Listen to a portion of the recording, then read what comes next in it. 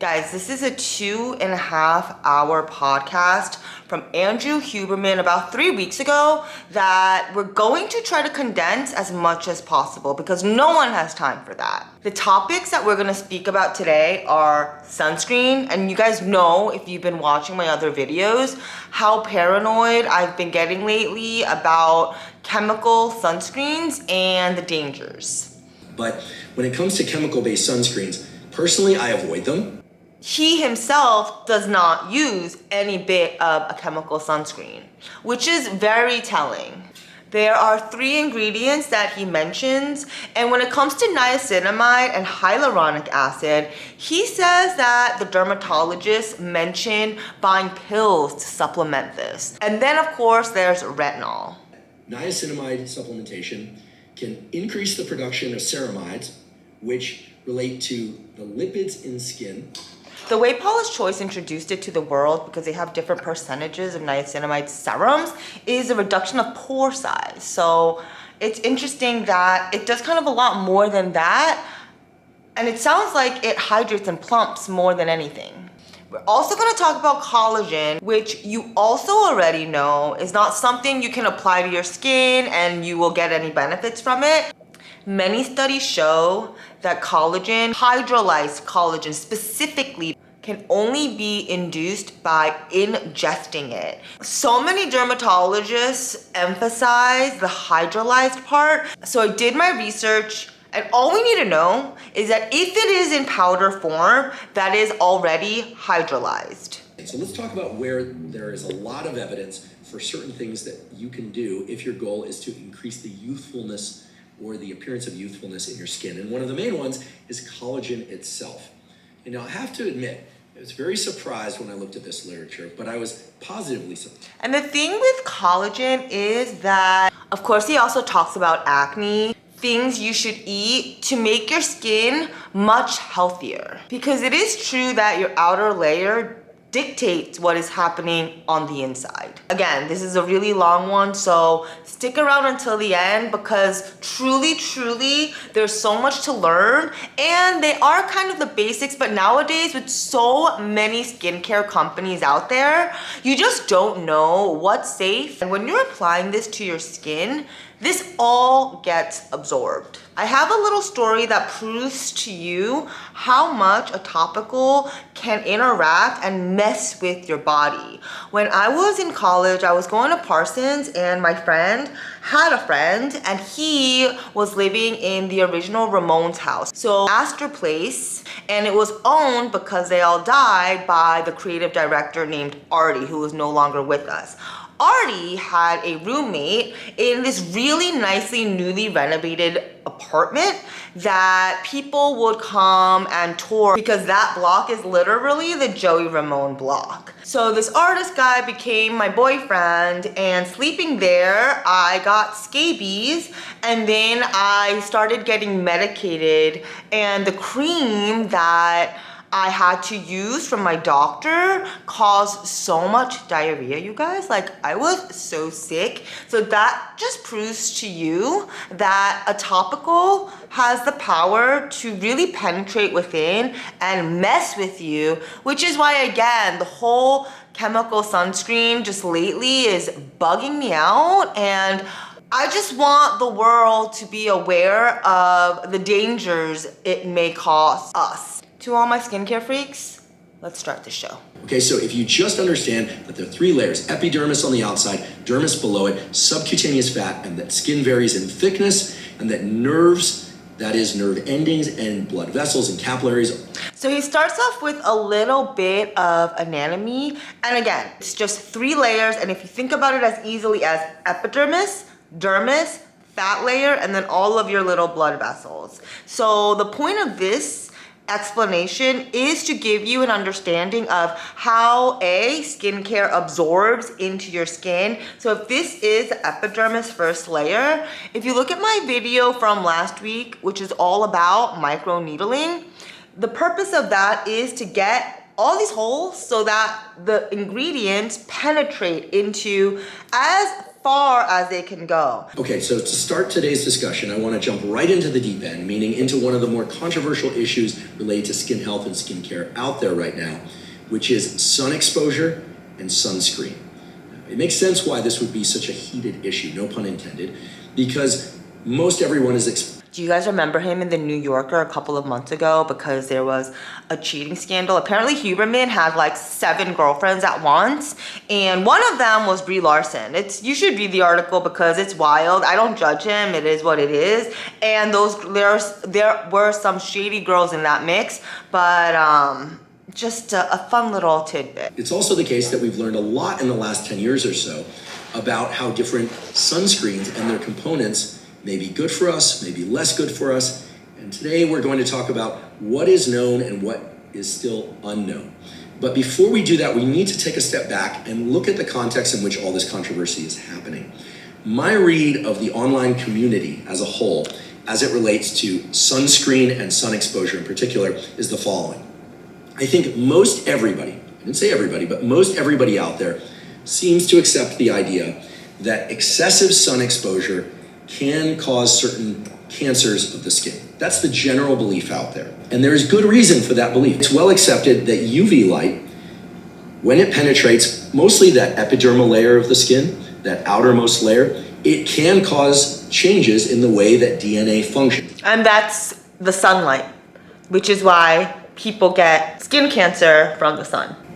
It can cause mutations such that DNA, which as many of you probably remember from high school. Guys, it's 9:20 and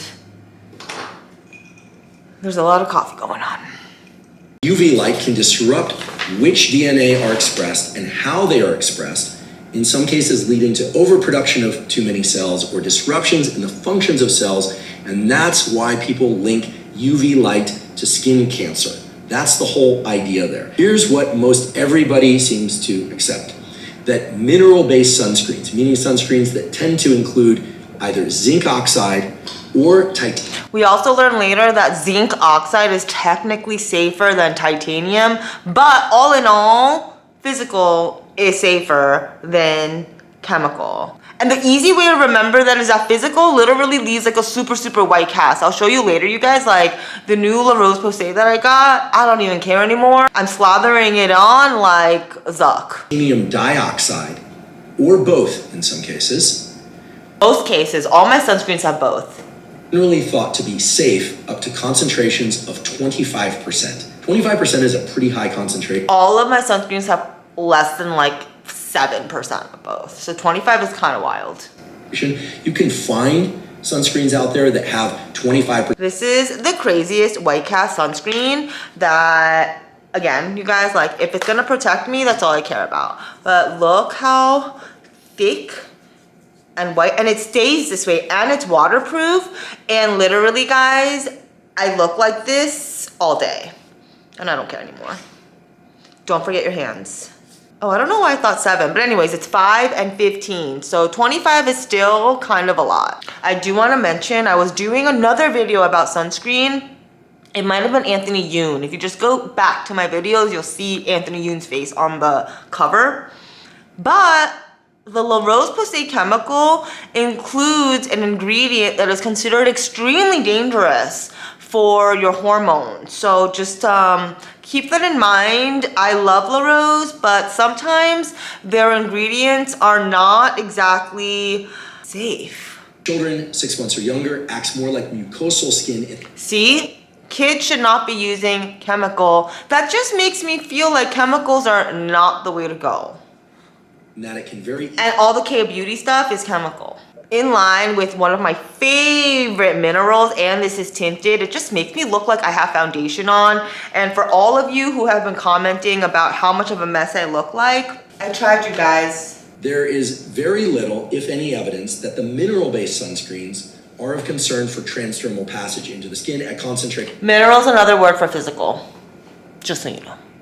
Of 25% or less, meaning sunscreens containing zinc oxide and titanium dioxide are probably safe, or at least have been deemed safe enough that they are freely available on the market and We are told that they are... Is anything safe? Like, I'm just freaking out. So if you are somebody who is concerned about the chemicals in sunscreen, most every dermatologist or chemist who works on sunscreens will tell you, well, mineral-based inorganic sunscreens are going to be your safer option if you're concerned.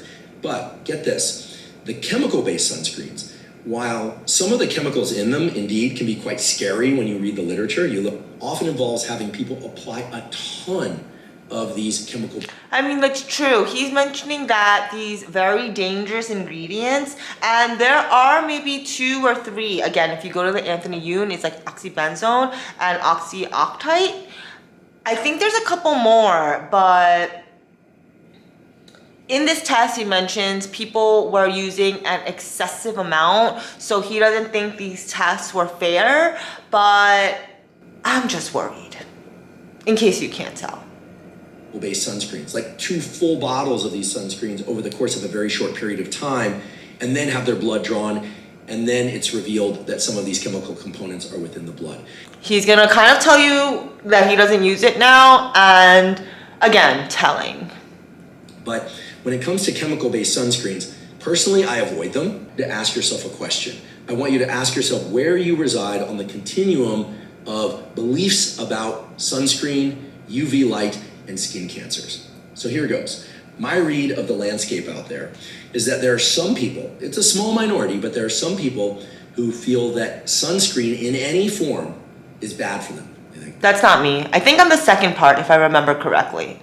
Guys, I'm so tired. This is the second time, but for you guys, I will. Okay, sun is great for them, and sunscreens of any kind, chemical or physical barriers, bad for them, okay? Some people believe this. I'm not saying I believe this. In fact, I don't believe that. I'm a big believer in sunlight and the power of sunlight for health, but I am not what is... He also goes into, you need sun, but you also need sunscreen. So it's not like you should be avoiding the sun and you'll be all good. Sun is very, very healing and good for your mentality. This is something we all know already. It's just balance, like everything else, and sunscreen, physical. Called a sunscreen truther, okay? I'm not somebody who thinks that sunscreen has no value. In fact, quite the opposite under certain conditions and certain sunscreens. I want to say that for the record. Other people out there believe that certain sunscreens can be valuable, but only the sunscreens that lack certain chemicals because they are concerned about chemicals. That's me. In certain... Concern, more like freaking out. Certain sunscreens being so-called endocrine disruptors or maybe even causing cancer on their own. Right? Other people are so afraid of sunlight and believe... What I remember he also mentioned is that people get skin cancer more from what's going on inside their body versus actual sun landing on your epidermis. So that's really interesting because I thought sun cancer was kind of very much targeted from the sun hitting your skin without a healing, without protection. That it causes so many issues as it relates to skin cancer that they basically create beekeeper uniforms for themselves so that anytime they're out in sunlight, they want to have sunglasses on. I feel like that's people in Asia. So what's the story with sun exposure, sunburn, sunscreen, skin cancer, and aging? I spoke to several different dermatologists about this, including one expert in skin cancers specifically. And what I was told is the following. First of all, sun exposure will disrupt the collagen and elastin, but mostly the collagen composition of your skin in a way that makes it appear as if you're aging faster. Hence wrinkles and things like that. So sun exposure, yes, ages the skin. Now that does not mean, however, that you want to avoid all sun exposure because the same dermatologist said that some sun exposure is healthy for us. Why? Because our skin is also an endocrine organ. It's involved in making various hormones. It's part of the vitamin D production pathway. He said the following, and this was surprising to me. He said, it turns out that the skin cancers that sun exposure causes, while they can be serious and should be taken seriously, they should be treated. Those generally are not the most deadly of the skin cancers. Now, why would he say something like that? Okay, he said it because it turns out that there are lots of different kinds of skin cancer. Some of them arise or can arise through sun exposure, Others, and indeed some of the most deadly of skin cancers, are independent of sun exposure. And this is where things can get a little bit tricky, which, by the way, when the sun is low in the sky, low solar angle sun. Now I try to swim only at these times, although I can't help my morning, 11, 10 a.m.s, but I try when the sun is low for the sake of my skin, you guys. And you should too. Light, the UV index tends to be very low, okay, so you are at the lowest possible risk. If you're wondering whether you still get the vitamin D from the sun, if you have a thick layer of sunscreen on, here's the answer. It can still have a positive effect on your vitamin D levels. This was surprising to me. As I'm really into, I've already made a video about the B, but I'm applying some eye patches on just in case you're wondering, WTF is going on. The reason why chemical-based organic sunscreens even exist is that they can come up with compositions of those sunscreens that are very silky and that could just like all the K-beauty stuff, you guys. Spread on clear over makeup and things of that sort. But there are these concerns about some of those chemical components as endocrine disruptors and potentially. Okay, let's talk about lasers and things that help with your skin. In fact, the dermatologist that I spoke to, who's an expert in derm-oncology, okay, cancers of the skin, said that laser resurfacing can cause a 30% reduction in skin cancers. Do you guys crack your neck like me, like just pulling on my hair? Ooh, didn't work. Ooh. Because of this ability to rejuvenate that epidermal layer. Smokers and sun. Non-smokers who avoided sun exposure had a life expectancy similar to smokers in the highest sun exposure group. So what many people take this to conclude is that avoiding sun exposure is as dangerous as smoking, okay? Too much SPF talk, you guys, too much. Again, with collagen, it's something that needs to be ingested. So whether it is a literal hydrolyzed collagen supplement or bone broth, that is what he talks about when it comes to actually inducing more collagen. So let's talk about where there is a lot of evidence for certain things that you can do if your goal is to increase the youthfulness or the appearance of youthfulness in your skin. And one of the main ones is collagen itself. And now I have to admit, I was very surprised when I looked at this literature, but I was positively surprised. And the thing with collagen is that maybe 5 or 6 years ago, the powders were coming around, but no one really thought it helped. So many derms and doctors and scientists were coming on saying, does not help, don't use it, it's just a little marketing ploy. But now studies show that if they are hydrolyzed, that is the only way, along with food, to get any bit of collagen coming back into your skin. Glow with Ava has a jello shot collagen liquid, and that too is hydrolyzed. I have an order of Agent Nature's white blue packaged pearl collagen on the way, so we will be testing and seeing which one tastes better and if we see any bit of a result, although they also say it takes 3 to 6 months to see if it does anything. Why would ingesting collagen be selectively trafficked to the collagen in our skin, right? That doesn't square with everything we know. And yet, when you look at studies, including meta-analyses of studies where people supplement with collagen powders, and these powders typically come from fish or tendon, any number of different sources. The thing too with collagen is when it's mixed with vitamin C, it's that much better for you. So if you take a supplement like I do, vitamin C, that's all you need to do with the intake of collagen. Is that when people supplement with anywhere from 5 to 15 grams, grams of hydrolyzed collagen per day, in particular in combination with vitamin C, it doesn't have to be a lot of vitamin C, that one can observe, not always, but can observe some visible improvements in skin composition, meaning less wrinkles, even some reversal of wrinkles. So now going into niacinamide, hyaluronic acid, and then retinol. All ingredients that we as skincare freaks know so much about. Niacinamide is a form of vitamin B3. It is also sometimes referred to as nicotinamide. And I was told that when taken at twice per day, at a dosage of 500 milligrams per dose for a total of 1 gram. I really don't know many people who take it as a supplement, which is very interesting. I don't even hear about it much being taken as a supplement. Do you?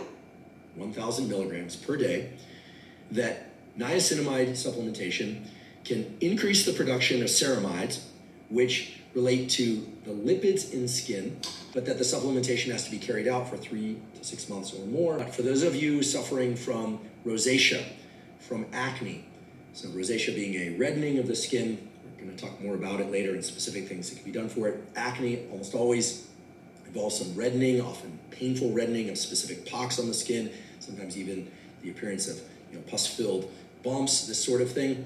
That niacinamide supplementation may also assist there because of the reduction in inflammation, and we'll talk all about the relationship between inflammation and acne. Niacinamide and hyaluronic acid was something that they suggest to their patients. The other supplement, well, actually, it's a prescription treatment. He goes into retinol.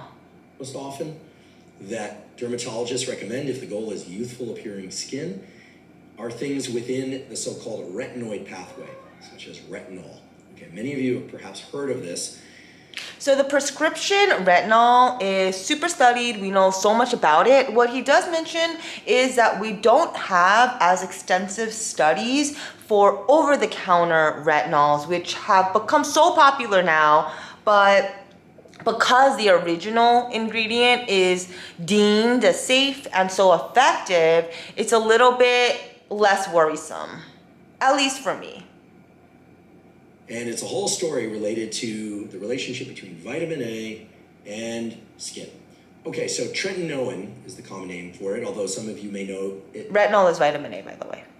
As Retin A, and prescription drugs that are similar to that. So retinol, vitamin C, and vitamin E are very important. Those three you definitely want, along with niacinamide, a B, and hyaluronic. Are basically derivatives of vitamin A. Why? Why are these used for skincare? Why are they used to increase the youthfulness of skin? Well, vitamin A gets into skin cells and is converted into something called retinaldehyde, then into something called retinoic acid. Now, very important to know that retinoic acid is involved in a lot of different cellular processes, especially during neural development. This is why, please pay careful attention to this. This is why, especially for pregnant women out there, women who are pregnant or breastfeeding should avoid taking these products because it can seriously disrupt the development of the fetus. Okay? And keep in mind that many times people don't realize they're pregnant for some period of time. So this is of paramount concern. Now for a red light therapy. What, love? Because red light therapy is known to be so good for us. So it absorbs deep because he's saying these rays are really, really long. So it absorbs deep, which means that it works, which is also proven in many of the studies that lately we've been discussing together. It turns out that long wavelength light can actually go deeper into the surface of our skin, right? It literally can penetrate just by shining a red light on your skin. It can actually penetrate the skin to a deeper layer than can short wavelength light like UV light. And phototherapy can indeed improve the appearance. Phototherapy is another word for red light therapy. So skin in conditions. Or generally light therapy. Conditions like acne can accelerate wound healing, can improve the youthfulness appearance of skin, but these effects tend to be somewhat mild to moderate when they occur, and certainly there are many studies that show no significant effect, no statistically significant effect. That said, I'm of the belief, based on my read of the literature, and this is a literature I've spent a lot of time. I mean, he does promote in the middle of this whole 2.5-hour podcast a red light therapy head mask that you may notice a lot of derms sponsoring. So it is something that a lot of dermatologists seem to agree about in terms of it helping for at least growing hair back and bettering of the skin. So food and skin, fried foods, sweet foods, dairy foods, let's get into it. What are the things that they should eat to have healthy appearing youthful skin? They also asked, what are the things that one eats that could exacerbate things like acne, and what can one eat in order to reduce their acne? So let's just start off with the basics. And here I'm going to be fairly brief because I think we all know the big take-home message about nutrition nowadays. We hear over and over again, and we should pay attention to the fact that the vast majority of our food, well, I should say, if one desires to be healthy, mentally healthy, physically healthy, and a high-performing individual in any number of different things, cognitive, physical, or otherwise, we want to consume the vast majority of our foods from non-processed or minimally processed sources, so-called whole foods, so fruits, vegetables, if that's what you probably hear my cat, what is it, Wix? I mentioned earlier these advanced glycation end products. These are things that are present in a lot of processed foods like crackers and chips and things like that make those foods inflammatory. So you're getting the theme now. Inflammation is bad, not just for the skin, but for all organ systems of the body. It's not just about the high density of calories and the high density of taste present in highly processed foods. Those are problematic, but a lot of the issue with these highly processed foods is the high heat conditions used to make those foods stable on shelves or stable in packaging over time. Additional things happening in the pores of cells that can start to really aggravate acne. And of course, and now I sound like a broken record. Sugar, sugar, sugar. You can hear this all over the internet. Ingesting foods that are excessively high in sugar, excessively high in sugars combined with fats, just not good to do. Pro-inflammatory, it's going to cause all sorts of issues. And we're going to get into this more as it relates to acne in particular, to say what's absolutely clear. You know that myth? Like a french fry. That they told us when we were teenagers, that eating a lot of fried food would make you break out, would make your skin worse. Guess what? It's true. That high heat preparation required... The high heat, that's the problem. Or creating things as delicious as the donut or french fries, right? There's a reason people love these foods. They're so delicious. They do cause problems. They're pro-inflammatory. You've all heard about fermented food, kimchi, gut microbiome. He touches on this because this too will help with your skin. Things like kimchi, sauerkraut, the sort of sauerkraut that has to stay in the fridge. So not the stuff that's stable on the shelf at room temperature. Anything containing a brine, that salty brine. So pickles, but not the pickles that are stable at room temperature, the ones that have to be kept in the refrigerated section of the grocery store. These low sugar fermented foods are powerful enhancers of the gut microbiome. Skin health and the youthfulness appearance of skin is enhanced, okay? This can also help with conditions like acne or psoriasis, especially in conditions where there's a direct immune system skin relationship. Now for something that I happen to be very good at. Let's face it, pun intended, if you sleep well, so maybe you need 6 hours, maybe you need 7, maybe you need 8, maybe you need 9, but if you sleep well on a consistent basis, your skin is going to look so much better, so much healthier, more vibrant than if you are not getting enough sleep. If you drink alcohol. Between my naps and between my 10 p.m. bedtimes, I think that part is, I got it covered. But let's face it, alcohol is going to exacerbate most skin issues. This is just clear from the literature. I also really don't drink. Sleep quality or duration. So get great sleep, avoid alcohol in excess, maybe avoid it altogether. Drink plenty of water. This sounds like such basic advice, but proper hydration is key. Get enough water and electrolytes. We all know that by now, right? The other one is smoking and nicotine from... I might be guilty of that one. I mean, you know, once in a blue, a cigarette here or there. There might be a California sober on my side. Non-smoked sources. So it's very clear that smoking, vaping, dipping, or snuffing is bad for skin appearance and health. Bad, bad, bad. Every dermatologist said this. With this YouTube channel and my full-time job, you guys, once in a while, I need a freaking ciggy. Please don't judge me. Now for emotions and stress, because when I was moving a couple of years ago, my skin was awful. And I didn't know I was so stressed until I noticed it manifesting itself on my face. And as we all know, our emotions impact the appearance of our skin, and yes, it can exacerbate so-called breakouts. And let's talk about acne. Acne is very common. It impacts anywhere from 80 to 90% of young people at some point. Some people get very bad cystic acne, deep acne in the cheeks, on the back of the neck, the back. It can be very uncomfortable, very painful. He also goes into derms emphasizing do not pop, do not pop. We've also heard this, but the reason for it is so that you don't have holes like I do, because if I didn't pop, they would have just kind of gone away on their own after a couple of days. Salicylic acid reduces the stickiness. We all know salicylic acid, chemical exfoliators, those things help. Like my favorite, biologically sourced, is P50. It's one of the best, cleanest products you can use to help with your face. Literally everyone I recommend this to has stuck to it, and it's a repurchase. It's also a cult favorite, so you guys probably know about this. Dermatologists tell me you should absolutely not pop your pimples. Part of the problem when you pop a pimple, I know there are entire videos about this online. I know, please don't go look at them. The whole community is around this. It's super gross. But I know people find it very satisfying in some cases to pop these pimples, get the infection out. While there are certain use cases for that, where someone has an infection, it just absolutely needs to get out, then be cleaned, then covered with a bandage and maybe some topical antibiotic. That would be a use case for that. The dermatologist practically begged me to tell you, don't pop your pimples, because A, they will go away in not too much time if you leave them alone, and B, you can always put a little bit of corticosterone cream on top of them to reduce the redness or swelling.